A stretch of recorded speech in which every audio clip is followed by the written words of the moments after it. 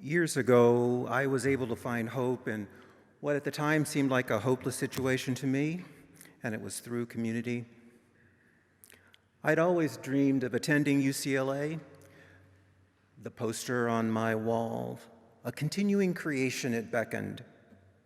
Artfully composed, it showed hundreds of images, each of what I assumed were students and faculty, all engaged in the marvelous act of creation, a bouquet of differences made possible by something in the air in Westwood.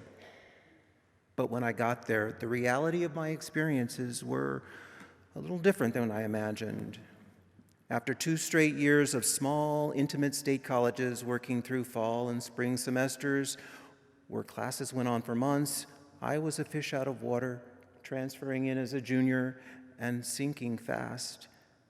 At UCLA, classes ran on a 3-month quarter system delivered in lecture halls so enormous that they reminded me of movie theaters with professors who could easily have been on the moon. They were so far away.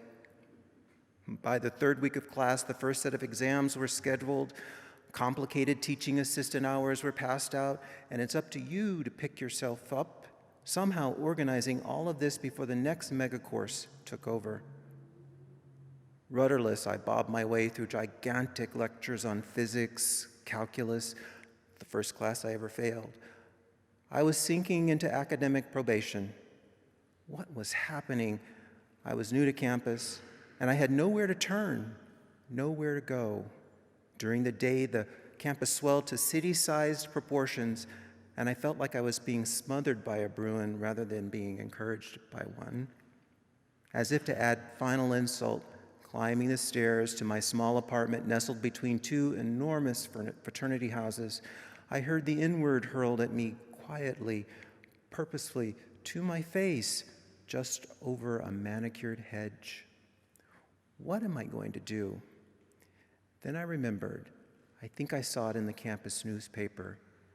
GSU, Gay Student Union, all are welcome. Tuesdays at 7 p.m. God, of course, if I go, that might mean I'm gay, but what if someone sees me? Who are these people?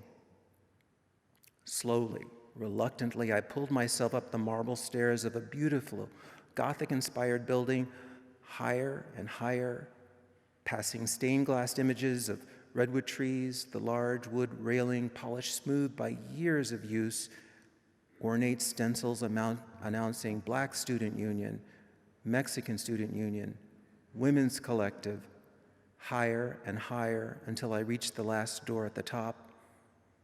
Pausing, I could see the sweep of the campus from a lead-framed window. It was quiet, and I knew there was no going back, and I pushed through that door. Inside were many faces representing every color of the rainbow, smiles, welcome. We're planning a potluck and a march. But first we talk, okay? Finding community was a lifeline for me. I was supported, my pain and frustration shared and channeled. I had room to breathe, to ground myself. Most importantly, I wasn't alone. Others struggled too in ways new to me, and in our collective struggle, grades, parents, our future, we bonded and overcame. I look back on that time fondly. I came out proudly, never looking back, becoming president of the renamed Gay and Lesbian Student Union, and embraced a sense of coming together that would be tested in ways I couldn't imagine back in '79. But what I learned about community nourishes me even today. I recognize it here in our covenant, a free and responsible search for truth and meaning. I see it in how we care for each other in times of sickness and health. I'm nourished by it during our community meals, and I understand it as we struggle through race, sex, gender, age, ability. I found hope inside struggle. inside a Gothic tower on a campus in 1979? For me, it is in the struggle. That's where the lessons come from. To the struggle, be joined.